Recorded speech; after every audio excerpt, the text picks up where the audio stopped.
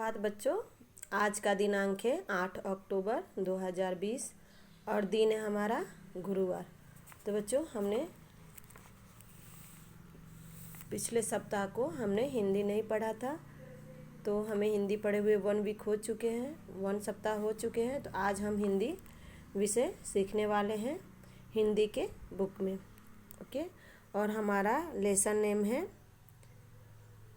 हवाई किले और अध्याय का नंबर है 8 और पेज नंबर हमारा है 56।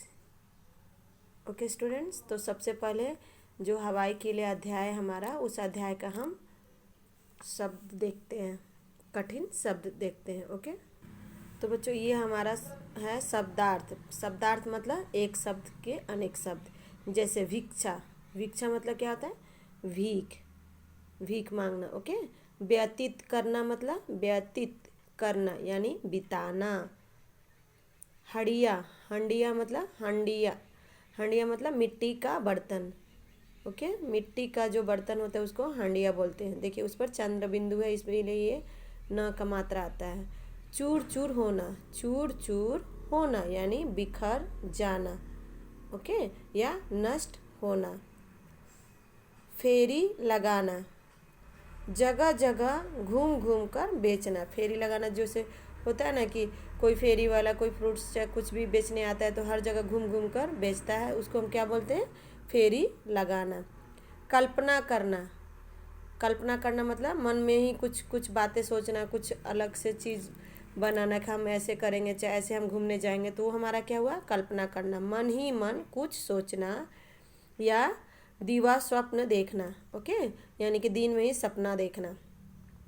अकाल, अकाल मतलब वर्षा न होने पर जब अनाज की कमी हो जाती है। जैसे वर्षा बारिश नहीं होती है, तो जब बारिश नहीं होगी तो खेती नहीं होगी, खेती नहीं होगी तो क्या होगा? अन्न नहीं होगा, अन्न नहीं होगा तो क्या होगा? लोग भूखे रहेंगे ना, तो उसको हम क्या बोलते हैं? अकाल। ओके, और भूखे होकर लोग मरने लगते हैं, तो लोग भूख से व्याकुल होकर मरने लगते हैं। देखिए ओके स्टूडेंट्स, नाउ नेक्स्ट मुंह चिढ़ाना। मुंह चिढ़ाना मतलब हंसी उड़ाना। विवाह, विवाह मतलब शादी। वास्तविक मतलब सच्चा या सत्य। अब बोलते हैं ना मुंह चिढ़ाना, मुंह चिढ़ाकर मतलब किसी को हम चिढ़ाते हैं तो मुंह बना बना कर दिखाते हैं ना, तो वैसे ही मुंह चिढ़ाना मतलब हंसी उड़ाना। तो बच्चों ये आपका हो गया शब्दार्थ। अब चलते हैं हम कहानी के पास। तो बच्चों हवाई किले मतलब क्या होता है? जैसे लंबी लंबी बातें बनाना। हवाई किले, हम ऐसा करेंगे, हम वैसा होंगे, मतलब करना कुछ नहीं, केवल स्वप्न देखना, सोचना। तो ये हमारा क्या हो गया? हवाई किले।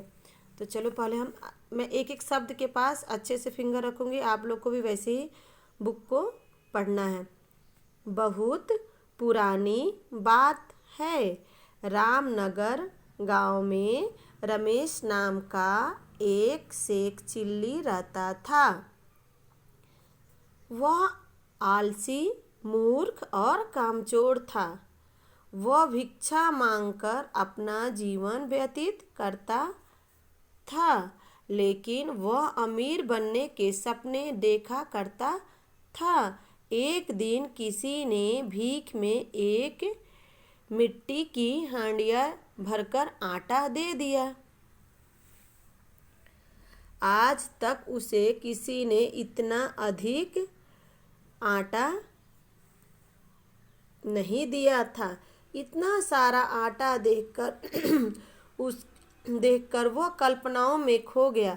कल्पना करते करते वह बिस्तर पर लेट गया। आटा उसने चारपाई के पास रख दिया और सोचने लगा, काश देश में अकाल पड़ जाए तो मैं यह आटे की हांडिया सिर पर रख कर फेरी लगाऊंगा और पुकार पुकार कर लोगों के सामने गाऊंगा। क्या गाएगा गाना? चलो देखते। आओ भैया आटा ले लो, आओ भैया आटा ले लो, बढ़िया गेहूं का आटा ले लो, अच्छा गेहूं का यह आटा बनाएगा रोटी और करारा पराठा, बनाएगा रोटी और करारा पराठा। तो बच्चों ये एक छोटी सी कविता हो गई, किसके ऊपर? आटे के ऊपर। ओके, तो इस कहानी में क्या बता रहा है कि मतलब कोई भी कहानी होती है ना बच्चों, तो वो हमारा बीता हुआ कल होता है। ओके, तो उसमें क्या दिखा रहा है कि बहुत पुरानी बात है, मतलब बहुत समय पहले एक बात है कि जो गांव का नाम था, उसमें क्या नाम था, रामनगर। गांव का नाम क्या था, रामनगर। उसमें एक रमेश नाम का शेख चिल्ली रहता था। ओके, तो वो रमेश नाम का जो आदमी था वो क्या था, आलसी था, मूर्ख था, कामचोर था। मतलब वो काम उम नहीं करता था, और वो मूर्ख भी था, यानी कि दिमाग से भी तेज नहीं था। और वो क्या करता था, अपना जीवन कैसे व्यतीत करता था, भिक्षा मांगकर। भिक्षा मतलब भीख मांगकर। लेकिन वो अमीर बनने का सपना जरूर देखता था कि वो एक दिन बहुत बड़ा आदमी बनेगा। एक दिन उसको क्या हुआ, भीख जब मांगा तो किसी ने मिट्टी की हांडियाँ होती है ना, मिट्टी के बर्तन, मिट्टी के बर्तन में एक भरकर आटा दे दिया। वो जो आटा देखा तो उसे बहुत खुशी हुई। क्यों? क्योंकि उसने आज तक किसी ने उसको ऐसा भरकर आटा नहीं दिया था। तो उसने क्या किया, वो आटा देखकर वो कल्पनाओं में खो गया। कल्पना मतलब सपने में खो गया। कल्पना करते करते वो बिस्तर पर लेट गया। यानी कि जब वो स्वप्न देख रहा था, दिन में ही स्वप्न देखना, तो दिन में ही जब वो स्वप्न देख रहा था, देखते देखते क्या किया वो, जो चरपाई है, चरपाई मतलब बिस्तर, जो बिस्तर है वो बिस्तर पर लेट गया। और वो आटा को चरपाई कहाँ रख दिया, आटा चरपाई के पास रख दिया। चरपाई मतलब क्या होता है, जो हमारा जो बिस्तर होता है, जैसे लोखंड का होता है, चारों तरफ से चार चार मतलब चारपाई इसलिए बोलते हैं कि जो भी, जिस पर भी हम लेटते हैं, जिस पर भी बैठते हैं, वो चार पैर वाले होते हैं। तो वो क्या है, चारपाई है। तो चारपाई मतलब बिस्तर पर, वो बिस्तर के पास उसने क्या किया, हांडिया अपना रख दिया और सोचने लगा, काश देश में अकाल पड़ जाए। अभी अकाल का मतलब समझाया। अकाल मतलब जैसे भूखे प्यासे लोग मरने लगे, बारिश ना हो, खेती ना हो, अन्न ना हो, तो अकाल ही पड़ेंगे ना। तो वो क्या करेगा, जब अकाल पड़ जाएगा तो वो आटे की जो हांडिया है वो सिर पर रख कर फेरी लगाएगा। यानी कि गांव गांव में घूमकर वो फेरी लगाएगा और पुकार पुकार के लोगों को सामने गाना गाएगा, सामने क्या करेगा, गाना गाएगा, है ना।